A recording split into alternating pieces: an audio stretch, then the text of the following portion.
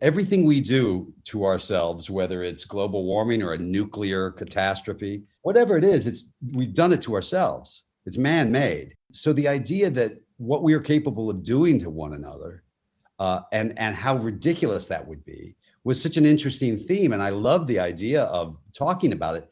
And then the pandemic hit, and you realize it's also about our inability to communicate and to be home and to be with family and friends and the people we love. Hello, and welcome back to The Director's Cut, brought to you by the Directors Guild of America. Today's episode takes us behind the scenes of director George Clooney's new sci-fi drama, The Midnight Sky. In this post-apocalyptic tale, a lonely scientist in the Arctic races to stop astronauts from returning home to Earth after a mysterious global catastrophe has occurred. In addition to The Midnight Sky, Mr. Clooney's directorial credits include the feature films Suburbicon, The Monuments Men, The Ides of March, Leatherheads, and Good Night and Good Luck. Mr. Clooney spoke with director Scott Cooper about filming The Midnight Sky in front of a virtual audience. Listen on for their spoiler-filled conversation. Hey, George, I suspect maybe this is on. How are you, man? I think we might be on. I'm here in my bar/bedroom/ I've given everything up to my children. Good. Well, I think as we all do, right? I've lost the bar is now a nursery. The dining room, my office is a playroom. So here I am. This is all I got. Well, I love it, man. And if I'm not mistaken, I think you've done well in the beverage business, and I see some behind you. So it's a lovely representative.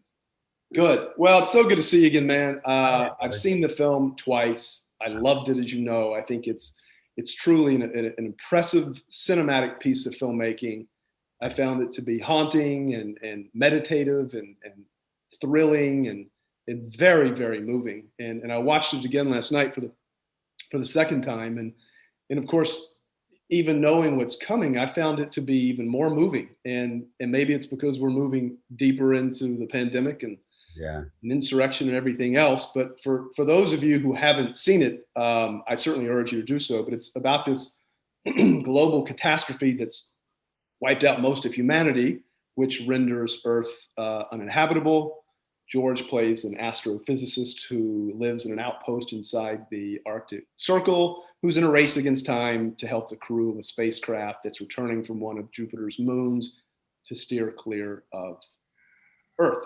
Yeah. So, George, I don't want to sound reductive, and I've actually heard you say this, but it's Gravity meets The Revenant, which on their own are two very difficult films to make and really aren't natural fits that need a lot of balancing out, which you did superbly.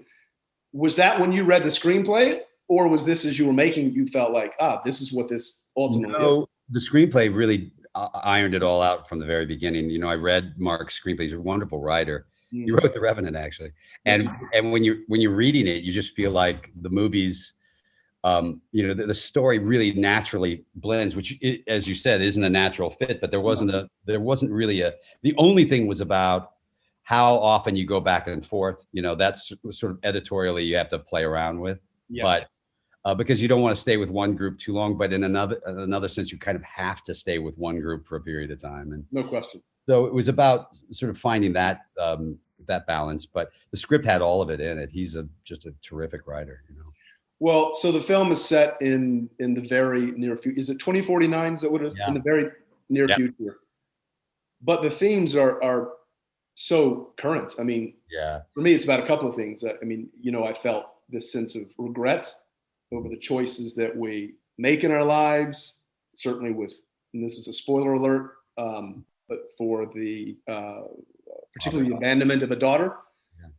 But also about our kind of desperate need to be home with the people we love and connect with them, which watching it again last night, I was like, Jesus Christ. I mean, this could not have been more relevant.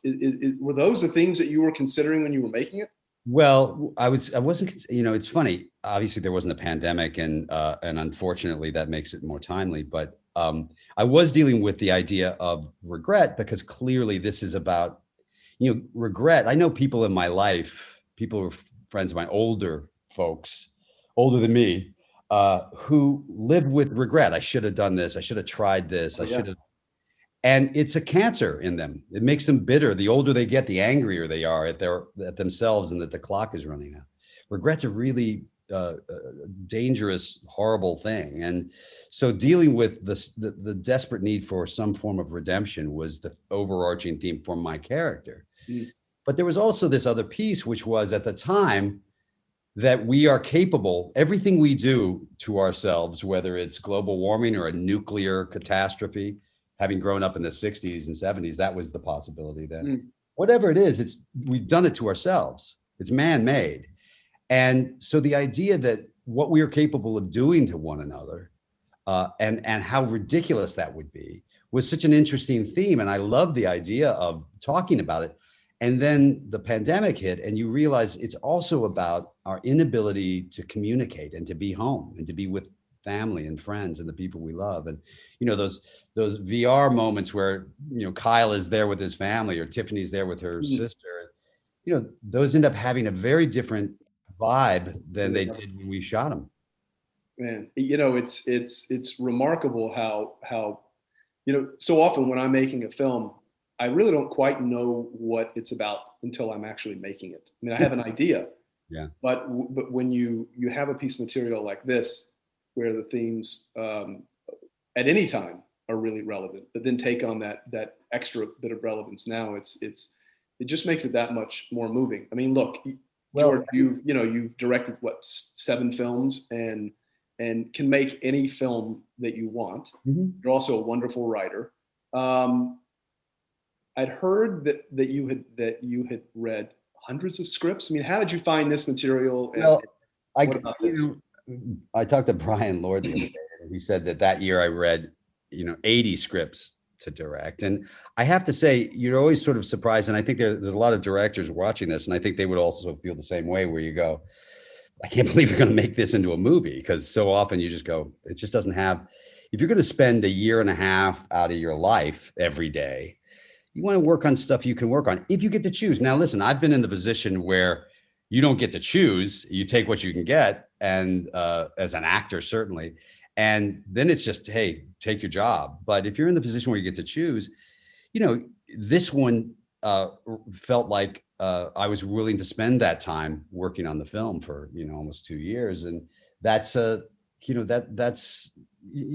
doesn't happen that often. You have to read it, and it's like, Scott, you suddenly it hits your ear and you go, I know exactly how this story should be told. So were you a quarter of the way through the script, halfway through the script, or as soon as you read the final page, you were like, I got to direct this?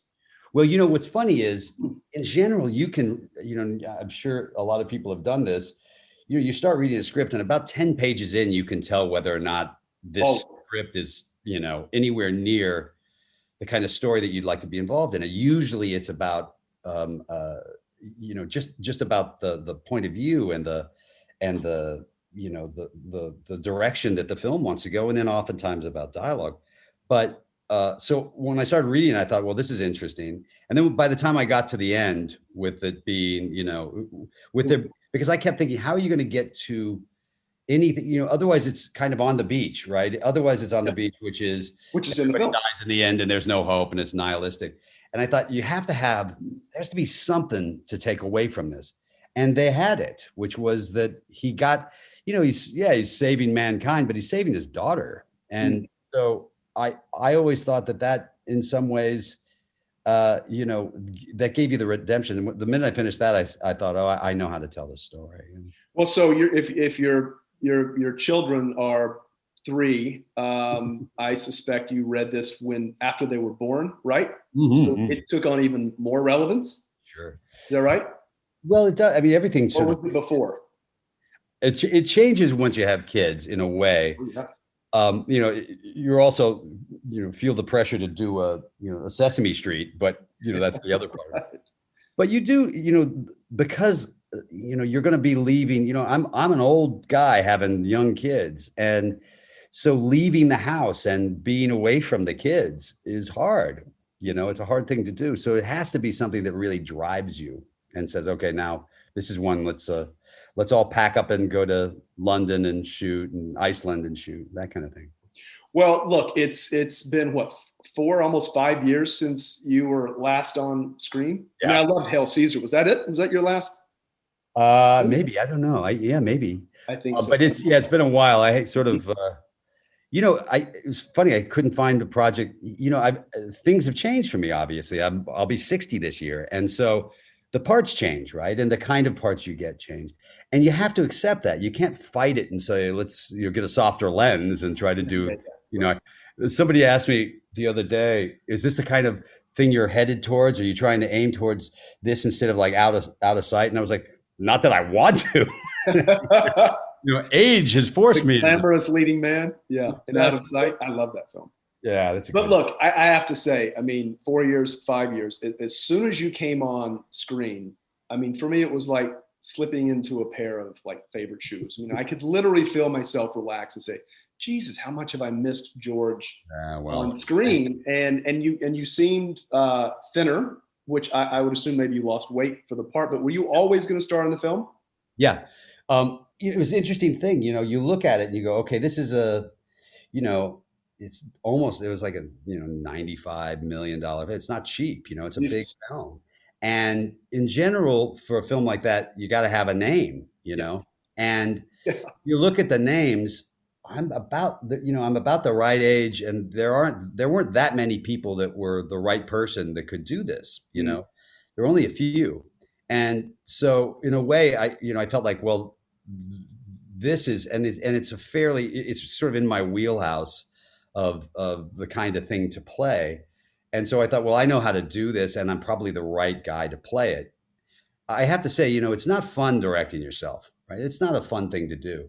But I felt like if I could, and we designed it so that you shoot all my stuff first, and then go on to do the space stuff afterwards. It would give me the ability to really focus. Because the space stuff you got to focus on. There's no screwing around. I want to get into that. Yeah, I mean, look, it's what, your seventh film, and very different film for you. I mean, it's one thing to be, Good Night and Good Luck, which is largely performance, but here we have space travel, we have zero gravity, you have very complex visual effects, previs, I mean, remarkable scope.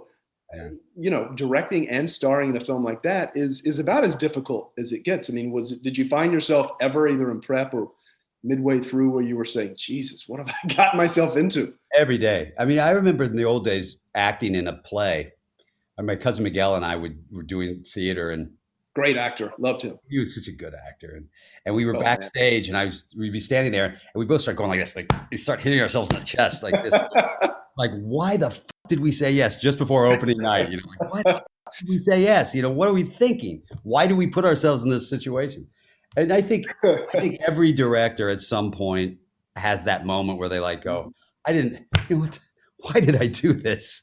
But I have to say, because we had such great professionals around us and people I trusted and knew, there wasn't any major hiccups. We had surprises, Felicity being pregnant when we were in the middle of shooting was a surprise, and so you had to be able to bounce with that information. You had to be able to, it's like doing improv, it's like, yes. And so, yes, she's pregnant. So what are you going to do about it?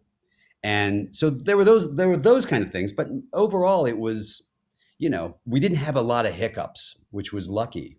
We finished ahead of schedule, and the little film like this has to be so meticulously planned. Yeah.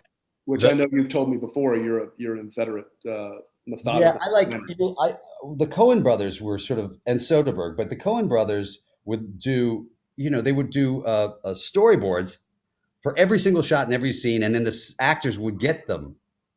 And I used their same storyboard artist, J. Todd Anderson, and we'd draw out every single scene and every single shot in every single scene. So the crew, and then you get it with the sides in the morning. So everybody knows where the camera's going to be. We're shooting. We're going to shoot these, this, and this. Now out on the ice, some of that changed because weather would come and go, and we'd have to mix it up. But we knew, okay, this is the shot we're going to use these untuned lenses on. So everything was very specifically designed before we started. Jesus. Well, one of the many things that I loved was your decision to keep the catastrophe at its heart a mystery. Was that scripted, or was that a choice that you and Stephen Marione, who, by the way, I love personally and also as an editor? It wasn't in the script. We didn't explain it in the script. And I actually think, there's certain times in filmmaking where your imagination is a lot better than what the truth would be, what the actual, if you read Interview with a Vampire and it says, and blood flowed like a river, it's much more interesting than seeing a river of blood. Sure, of course, yeah. I remember doing Ides of March, and we had this scene where I'm playing the governor running for president, and I'm going to fire Philip Seymour Hoffman. And we shot the scene specifically, and it took balls to do it because we committed to it. You have to commit to it. But I go, okay, can I talk to you for a minute? And he comes and he gets in the car. And then we just push in on the car for, Yes, yeah, that's right, yeah. seconds. You never see what I say to him, and then he gets out and we leave, and he's been fired. And, Phil and I talked about it for a long time. And I just said, I think that the most interesting thing of this is, that everyone can imagine what the scene is. And if we did it, it would be less powerful, And so it's a really good point. I like the idea of trusting the audience to, make their own decisions. We had that with Syriana, which is not a real country, Syriana. Right. So we were like, well, if you don't explain it, then it doesn't matter, Yeah, well, I mean, look, I love films like this or Solaris, Soderbergh, or Tarkovsky's version, where the dialogue is either non-existent or whittled to the core. And it felt like you only expressed things here that were absolutely necessary to express, and you left so much to the audience to really interpret. And we let Alexander Desplat's score tell the story. Yeah, I want to get to that. I love that's the trick. Is sometimes you have to go, okay, well, the score will tell you. Yes. And yes. Alexander's, that whole last section, the last 7 minutes, where she tells me she's my daughter, and then I go out and and the little girl holds my hand, and all that stuff. We cut that to Debussy's Clair de Lune, right? And so that's a masterpiece, And then I sent it to Alexander Desplat and said, "Okay, do that, French composer." He's like, "Great, thanks, George." And he's like, Debussy. And so he had to do it. And so, when you hire and work with the best people, they can, oftentimes save you in situations. Well, I'll say, look, I've never loved Netflix more than I do now. Certainly during the pandemic, they've kept me sane and entertained. But it must be said that if there's ever a film that should be seen on the biggest screen one can possibly find, at the DGA or at the Academy with perfect lighting, perfect sound, it's got to be this one. This would be. We saw it one time. We rented out the Village in Westwood, and we went over there to see it just after we finished, because I wanted to. We hadn't seen it on a big screen, and digitally we wanted to make sure all of our effects looked good on a big screen. And we went there, and it was wild. They opened up the door, and they hadn't been there since March. The people at the cinema, and they opened it up, and there was kiosks with posters of A Quiet Place 2, because they'd done the premiere and they hadn't, and then the movie didn't come out, so it was just like a Twilight Zone episode. Wow. But we got to see it on a big screen with big sound, and man, it's disappointing that we shot it on 65. I mean, it looks every bit of it. And I mean, look, George, there are a lot of more important problems in the world, right? Pandemic and suffering and insurrection, but that's small potatoes. But I still would have, and I hope someday to be able to see this on a big screen. Maybe we will. You never know. You did so well on Netflix, which was, remarkably, like 70 million people saw it in 1 week or something. Well, more than that, because it's 70 million households, which is in the first week, and that's. They figure at least 2 people a household. So, it ended up being a big number, and a huge number watch it all the way through, which is also, they didn't watch it for a minute, which is, sure. That's the other thing where they just tune in for a second, go, no, I don't want to see it. So they give you how analytics of how many people watched it, how long they were watching it. Wow. Yeah. They know everything. They've got us, Netflix. Yes, they do. Let's discuss your relationship with Martin Rue and his cinematography, which is astounding. I mean, the images are so clean. They're so superbly composed. What was the discussion about point of view, the visual grammar, when to employ handheld, something dynamic, classic tableau? Yeah, well, there were sort of all of those in a weird way. Martin is, first of all, Martin is really sort of an unsung hero in cinematography world. He is an incredible artist, and he works really fast, which is helpful when you're trying to, particularly when you're in Iceland shooting in 70-mile-an-hour winds and stuff. We knew that in Iceland, when we were shooting in Iceland, we were going to be sort of moving quickly. So there wasn't often, a lot of that was handheld. Yeah. And it's hard because it's big handheld. Camera for handheld. In that wind is hard. Yeah. But we also knew that it had to have that kind of scope. You really need that for this film. And then, there was a lot of designs about, Martin was using these untuned lenses in certain shots so that, if you and I were standing next to each other on the same plane, you'd be out of focus and I'd be in focus. So they're really interesting. And what it did, it brought, the audience into that person's head, in a way like in All That Jazz when Roy Scheider breaks the pencil and you just kind of get into his world for a second as he's watching them do a table read, that you're able to make it, subjective in a way. And so we really focused on using that specifically in very specific spots. And then it was about composition and how we wanted the where we, like, for instance, we did a previs, of course you do, on all of the space stuff, the spacewalk and things like that. But it's pretty interesting now the way the world works. They do it a digital previs, and then you've got you've got your VR goggles on, and you've got a camera in your hands, and you're walking through an empty gymnasium, but you're actually walking on the outside of the spaceship. And so you can go like this and go, okay, there's my angle I want. So it's literally like you're walking. It's like a location scout.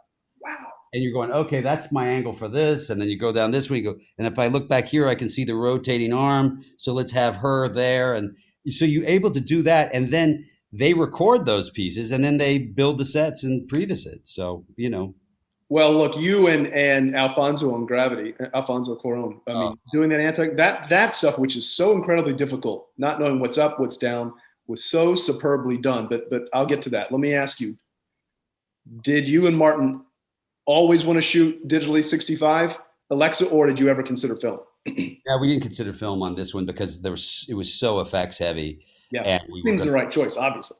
And we were going to do, I shot most of my films on film. Yeah. But digital on this one, also we had a quick turnaround. We wrapped in March 1st, basically, end of February. And it was going to have to come out in, at the time before there was a pandemic, it was supposed to be coming out in early November. It's going to be released on movie screens for 4 weeks and then to Netflix. So, that's a fast turnaround for, that many effect shots, which is a huge amount of effect shots. And we knew we needed the time to be able to do it. So digital just made sense. I've shot digitally the last 3 things. Catch-22 we shot digitally as well. And which Martin shot, right? Which is beautiful. And Kyle Chandler. In terms of your cast, look, they're exceptional cast. Felicity Jones, David Oyelowo, whom I love, Damien Bashir, Kyle, Tiffany Boone, who's fantastic. And then you share the screen with your character, with only one other actor apart from the plane crash. Yeah. Who's this luminescent 7-year-old, Kaylin, Springhall, and making her screen debut, yeah? Yes, never acted before. Honestly, the truth of the matter is when you get the kids that young, in a way you don't want anyone who's a pro because they're a little too professional. You know what I mean? They've been basically coached by their parents into being very professional. Well, I've used a lot of child actors, I know. Well, I would play the pediatrician on ER, so they're constantly, the mom would be like, tell him what you did. And he's like, I just did a movie with Robert De Niro. And I was like, wait. But she straight up and she had this hypnotic look. And, honestly, you budget when you're doing the budget for a film, you budget for the little girl to mess it up, to schedule harder because first of all, you only have a few hours to work with her, but also that, if she melts down for some reason, or if she can't get it right, or you don't get her to do what you need. And I think she probably knocked 2 or 3 days off of our schedule because she would do everything in 1 or 2 takes. Well, I mean, she's wonderfully expressive. And what's interesting is even for very skilled actors, playing fear, playing that you're afraid of something is not easy to do. Fear is hard, man. And you know, it's a funny thing. It's one of the harder things for actors to do. Yes. And I said to her, "Give me your scared face." And she's like, and I was like, "Yes, that's exactly right." And then I talked to David and all those guys later after we finished, and I said, "Yeah, she did that in one take. So go, guys. Let's." Well, I mean, I always found that she was always listening to you, and certainly in those chess scenes, right, where she's just reacting off of you, but she's totally keyed in and locked into everything you're saying. And as you know, the most important things an actor does is listens. Yeah. And I thought that was sort of the magical thing about her was, you know, she was a little girl. She played and jumped and danced and did all kinds of funny things. And you say action, and she just be completely still. And still is hard because you know, kids are always moving around, and she was completely centered and still, and made it. Honestly, again, you know, you get lifted up by the people you work with, and she really made our lives easy. You know? Well, and you know, George, you're also a father, and the way you react and with your children probably also helped in some way. Certainly helped. I also, like I said, I was a pediatrician on ER, so I for 5 years worked with kid actors. So you learn a lot of tricks. I didn't have to use any of them here, strangely enough. It was really, you know, it was like working with a grown actor. She was, of course, yeah. You know, I always find that shooting on location always really helps kind of imbue the film with a sense of place and a sense of authenticity. And you shot the exteriors in Iceland. Was that always where you were going to shoot those particular scenes? Did you look other places? No, we didn't look anywhere else. We knew Iceland had a bit of a history of people shooting there. Yeah. There was glaciers that we could get to. You had to drive out for it was about an hour from at the foot of the hill where we were. Mm-hmm. And you know, again, it's really interesting when you get to Iceland and you see how much these giant glaciers have melted away over the last 10 years. And anyone who wants to talk about global warming being a hoax and all that, go to the places that are on the front lines. Go to the Maldives where they're sinking because of the rising water, or go to Iceland where these giant glaciers are disappearing. And to them, there's no question about the science. So we got there. We went out and we built some pieces out in the ice, which was tricky. And then it was pieces? Like the very exterior of the thing, but not the whole exterior, obviously. Right, of course, yeah. But you had to have stuff that I could walk down the stairs. Yes, yeah. So we built some of those out there, and then we put those big pods outside, and put part of the plane outside, out on the glaciers. So you know, it was a big, there was a big production in a way of getting there, and then you got to wait for crappy weather. And so we would, you'd see this wall coming, like a sandstorm coming towards you. Wow. It's like when you see the stuff with me walking with the little girl, it's not snow. It was perfectly clear, beautiful day. You could see for 100 miles, but then the wind would come in and you'd see it coming right towards you like this. And you go, everybody, and we're tied down. We're tied to each other so you can't get lost with a cameraman and a little girl. And then here it comes. And we go, here we go, ready and rolling. And then you just get pounded and you can't see anything for about 7 minutes, and then it goes away and then it's perfectly clear again. So it was about waiting for those gusts of wind. How did she handle that the first time? She's from Ireland, man.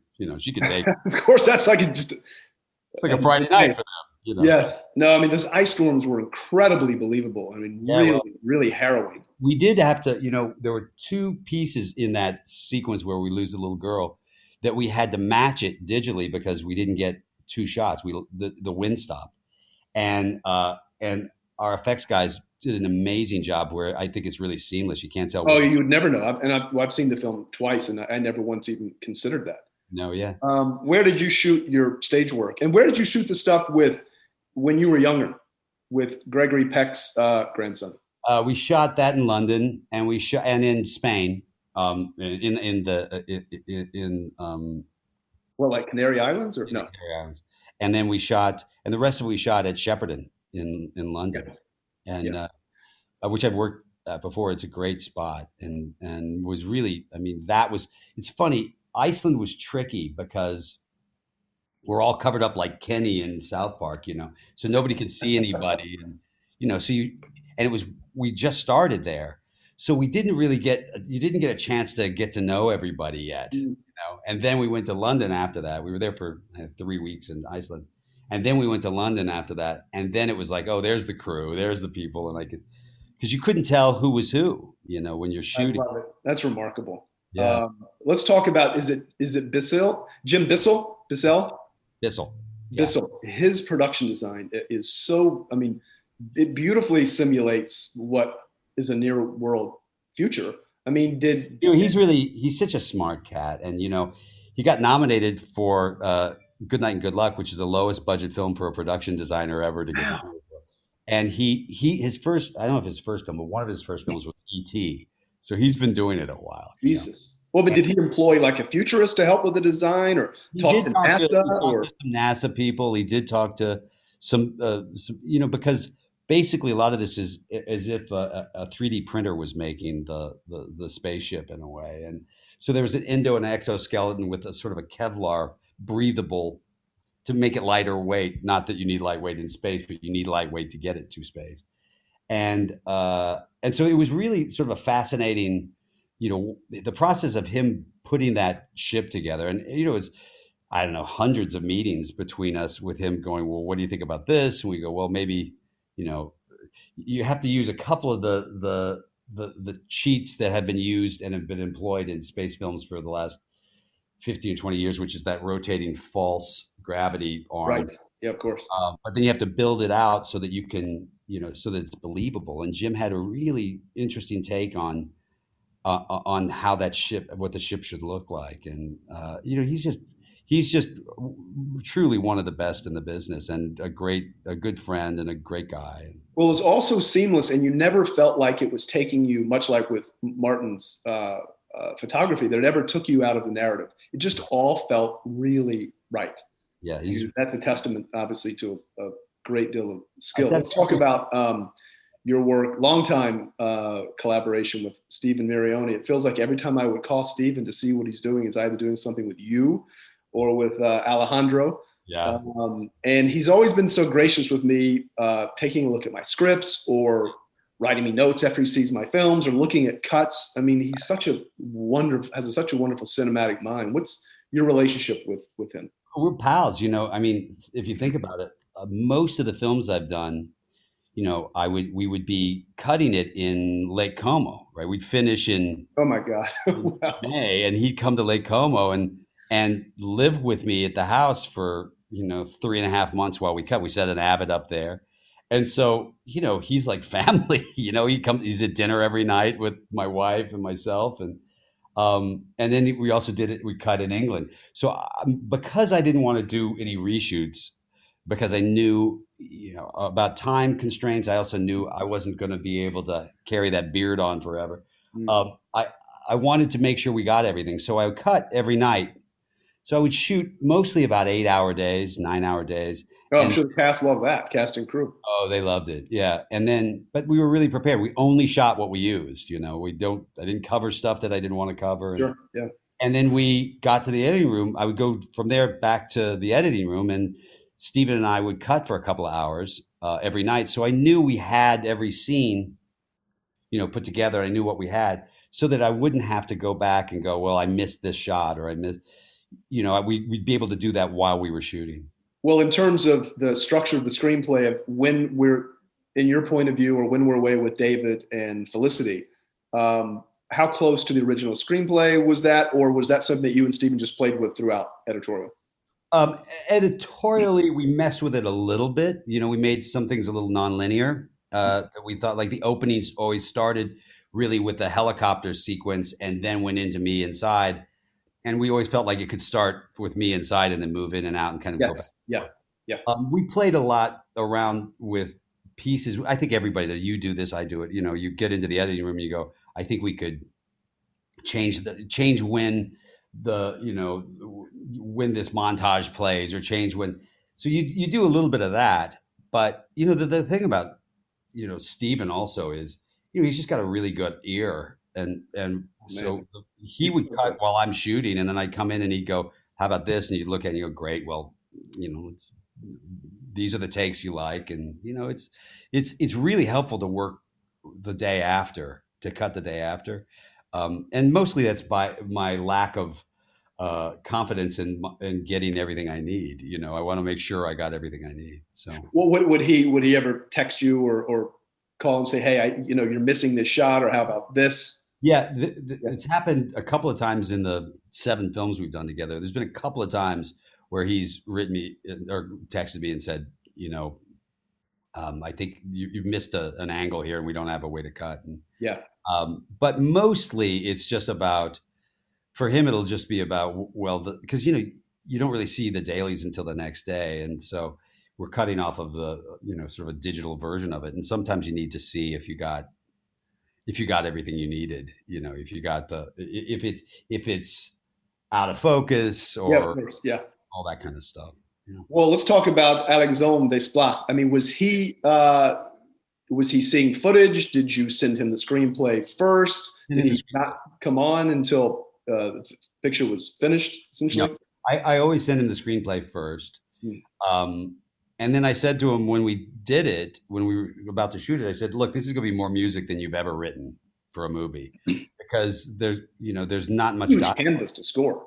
Yeah, and there's just not much dialogue, so it's going to require it. We're going to have it throughout the film. He goes, "Okay, great." And then after I had a first cut of the film a week after we wrapped. And I sent it to him so that he had some. It was very different than what we finished with, but it was an assembly of the film, so that he was able to start thinking about it. And then he started sending me pieces of music that he liked, that he'd written, and we'd figure out where they might play and how they might work. And then starting this summer, starting in like June, he started to really hone in on the score itself, and then. It was really interesting in pandemic world.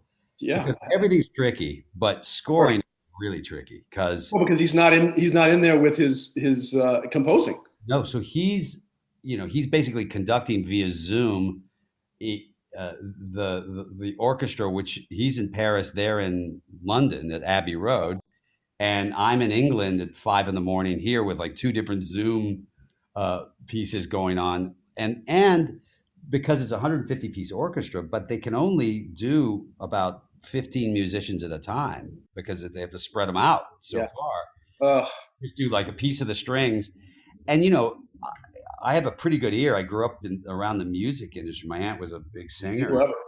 So I have a fairly good ear with music, but you still can't tell if, without hearing the percussions or without hearing the horns, if this works. So you had to layer it on top of layer it on top of layer it on top of layer it, and then mix it and then play it back and go, yes, that's it.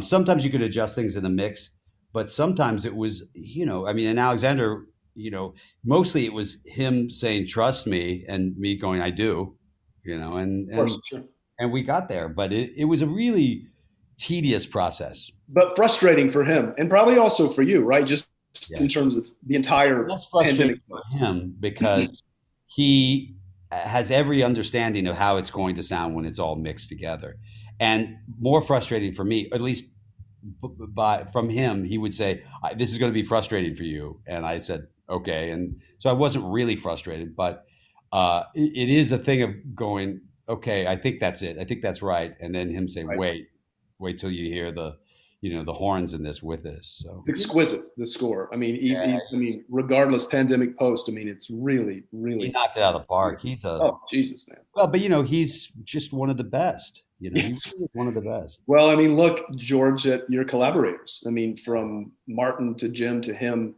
to your cast, and I have to give out a shout out to your wonderful costume designer, Jenny Egan, who costumed this Western. You know Jenny at all? Have you ever worked with her? She's first of all, she's the funniest person you've ever met. And, I love it.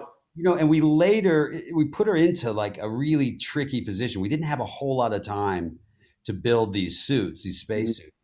And she wanted to do something, unique, and it's hard to be unique in a spacesuit. And so she really was. and she did such a beautiful job with them. And all of that it's sort of that, again, that unsung thing of, you know, uh, she does all of this work with this sort of lighting on in the suits and building all these things, but people have to be able to wear them too. Well, look, it's one thing to design a period Western with, Christian Bale and Rosamund Pike and Wes Studi, where you really see her work. But to your point, being unsung with something that feels contemporary. I mean, that's I find actually more difficult to get right. And then her choice of like the burnt orange coat, your coat, Iris's. I mean, really I think was really beautifully done. And so often people don't realize how hard of a job that is. And I think she did a great job. She has an incredibly, it's an incredibly difficult job because, she's got all of these people working in this sort of shop over there at Shepperton. But, she's sort of isolated, and then we'd go over and she'd go, "What do you think?" And you'd look at it and go, "Great." And then you'd go back, and then they go to work for weeks building these things, and so all of that stuff is tricky. It takes, it's harder than I think people understand for, not anybody on this Zoom, but people, a lot of people will look at that and just think, "Oh, well, they just made a spacesuit." Yeah, for sure. No, it's beautiful. Let's talk about, look, for such a wonderful actor as you are, talk about how you direct actors, knowing that you've probably been directed by either jerk directors or directors who are too meddlesome. How do you generally direct? And then also well, I will say this. First thing is cast the right people in the right parts. That's about 98% of the job is casting the right people in the right jobs, because if you're the right person in the job, then there's very little you have to do, right? If the right person does it, if Kyle playing the parts for Kyle and for Demian were written much younger. They were like 28-year-old guys. One of them was a Russian guy.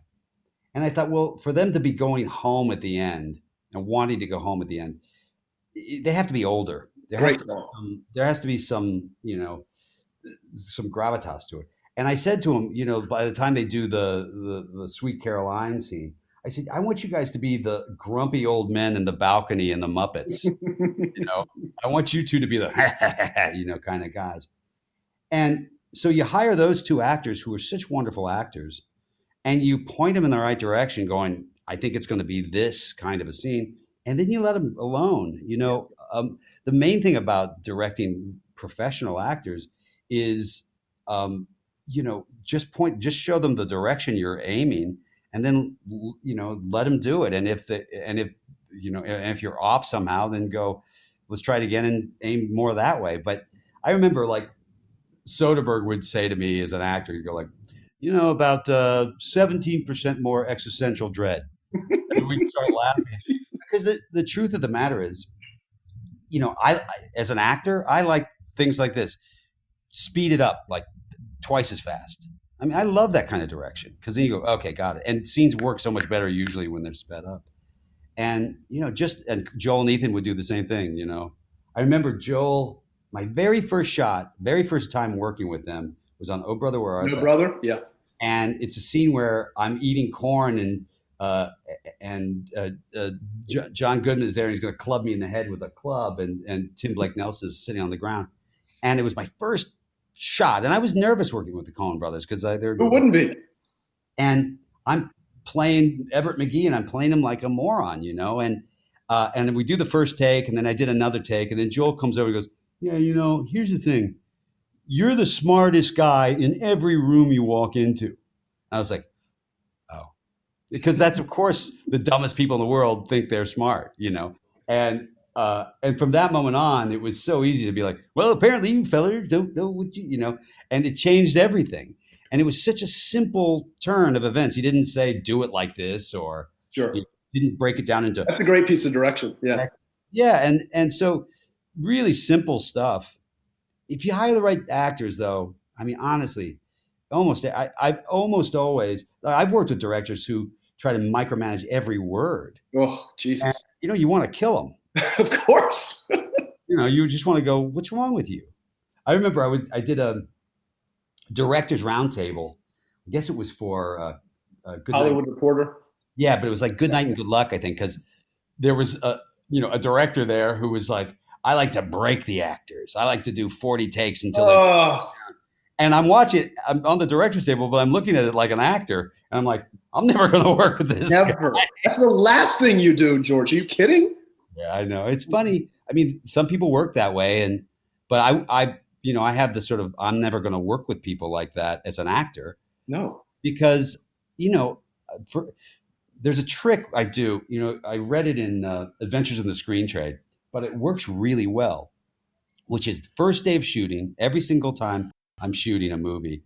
First shot, I set up a shot, Ryan Gosling walking into a building. It's not even in the script, right? You set up the shot, the crew is there, Ryan's there, and you go, ready and action. First day, first shot. And they walk in the building, you go, great, cut, print, moving on. And everybody goes like this, oh, and they take a step forward, like, oh.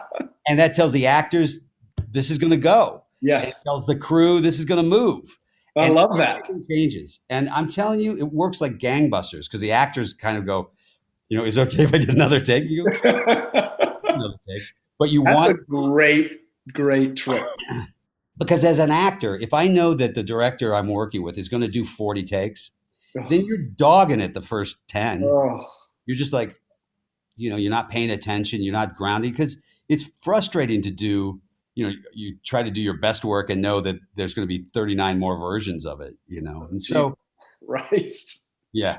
Are you able to watch films that you've directed once they've come out? If you're flipping through and Good Night comes on, or depends on the film I've directed. I have a few I can't and a few I can. I've been lucky because I haven't been pigeonholed. Sometimes it's because of lack of success, but I haven't been pigeonholed so much into the things I have to do. And so I'm able to sort of play around with different genres and things. I will watch like Good Night and Good Luck or Ides of March. Confessions are really fun to watch because I sort of knew what I wanted with them. And there's other ones that I've done that are trickier because I was trying something that I'm not sure worked. And when that happens, you watch it with a very different sort of jaundiced eye where you go, oh God, I really wanted that to be a different kind of scene. Look, you take a big swing and sometimes it works and sometimes it doesn't. And so, but I can be pretty clinical about stuff. I've had to as an actor. You have to look at it and go, oh man, I really missed that beat, missed that. And just move on, essentially. Yeah. Huh. You have to. I mean, the only thing you can do is learn from mistakes. I mean, I never learned anything from success. I didn't learn anything from Good Night and Good Luck, right? Because everything went well. It's such a great film. Yeah. And everything, it was really well received, but the film, we shot it in 23 days, Wow. There's there's no great lessons. You learn lessons from things that were struggles to make and stuff didn't work ultimately. And you go, oh, that's what I can't do again. And do you have any plans though to act in a film you don't direct, or now that you're generally just directing Yeah. I actually am looking at a couple of films right now. I like working. I love acting when I'm right for it, and being right for it is trickier than you think as you get older. And there's a few guys that have found that niche, Pitt's done it some, Hanks has done it some. It's harder. And Brad still looks like he's 25 years old, but it's harder finding the projects that you fit into, Really? Sure. Yeah. Because you can, you'll read the script. It'll say, yeah, he's a 42-year-old. You go, yeah, that's not me.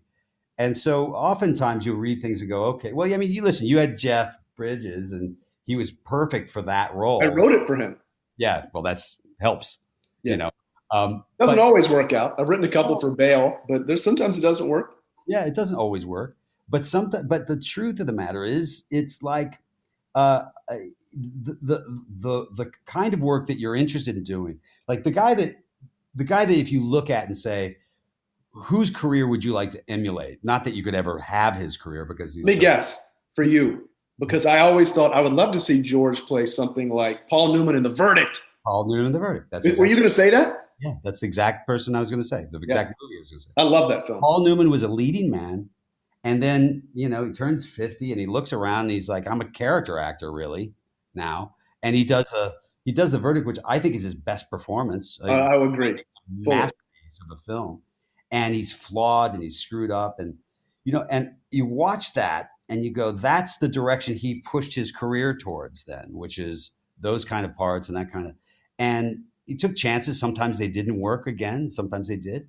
But he did really interesting stuff, and he focused on the rest of his life as well, which is part of the fun of being older in that world and being secure about it. So yeah, he's the example of how to do it. You look at it and you go, that's a really good example of how to age into your sort of the next phase in your career. Literally perfectly. I mean, Look, George, you've directed 7 films, you starred in countless others, you played Batman. I did, man. I played Batman. I've heard you've had people don't know that. A little success in the spirit business. I mean, apart from, being the guy in the Dos Equis most interesting person in the world, what's next for you? Like My Dinner with Andre after doing a difficult epic? I mean, what's left for George Clooney? Well, I'm actually directing a film. We're supposed to start. I'm going tomorrow to Boston, and we're supposed to start shooting in late February. What's the film? We're just kind of moving forward as if we're going to be able to, and we'll see what the gods say about COVID. But it's a film called The Tender Bar with Ben Affleck. Oh, I love that. That's fantastic. Such a good script. And we have really wonderful actors in it. Chris Lloyd is going to come and play Grandpa in it. And we have some really exciting. That's perfect for you. And like really like, and it's small. And are you going to be in it as well? No. There's nothing for me to do. Right. There's no part for me really in it. And, well, there probably was a few years ago. No, not really. Because these guys it's like The Sopranos. These guys are really sort of hardcore East Coast cats. And it doesn't really feel like something that I was ever the guy for. But having said that, we're really excited to do it. And it's a quick shoot. But we'll see, we're going ahead as if we're doing it, and I'm hoping we're going to be able to do it. But, there's other things in the world that could slow us down. There's some roadblocks out there. Yeah, but I think if you have a great deal of testing, and I'm sure you will, that, a film set can be one of the safer places to be, certainly if you're here in Los Angeles. Well, I mean, look at it this way.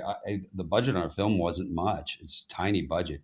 But COVID is like half of our budget now, which is, I think we're going to spend about $7 million just on COVID. Really? Yeah. So it's a big, you got to test everybody almost every day. So it's, and instead of getting one parking lot for your craft or for your lunch, you've got 4 parking lots, so everything is, and the time it takes in between shots. Because you could, usually like, you say cut and you're going to move on, or you're cutting, let's do it again.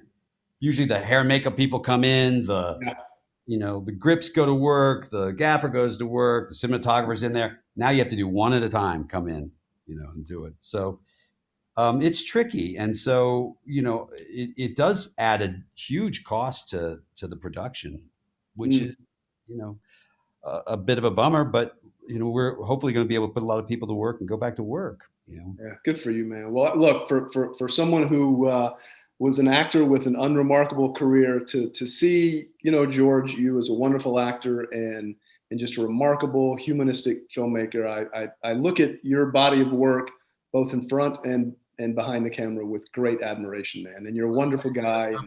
Scott, I really love your work, and that was a fun trip we had. Where were we going? Were we going to Toronto? Where were we going? Yes, let me just quickly tell the story for people who might find this interesting. So I bummed a ride with George on his plane, and I brought Joel Edgerton and the producer John Lesher with me. We were flying from New York City to Toronto in what I can easily say was the worst turbulence of my life. I look over at John Lesher. All of the blood has drained from his face. Joel Edgerton who's generally a very tough guy and is kind of muttering to himself. Some of the Warner Brothers girls in the back are completely freaking out. George is standing up, no seatbelt, leaning over the seat, chatting with me. And I literally thought we were going to die. It was like you were standing on your deck at home, just maybe having a glass of tequila. And I said to myself, I can see the headline, George Clooney perishes in plane crash, others on board. Also killed. Yeah. No, I remember that. And I remember everybody was kind of pale white. And I thought, well, it's a good time to calm everybody down. Because, in general, the thing is, it might have been the Sony plane we were on. And I remember, talking to that pilot, and he goes, it's like a boat on the water. It bounces around every once in a while. So I kept saying to Joel and those guys, it's like a boat on the water. I just repeated everything. Like a boat on the water. I always look when I'm flying, if we're going through some serious turbulence, at the flight attendants, because if they're completely calm and they're still going about their work, then you think, all right, this is okay. Yeah.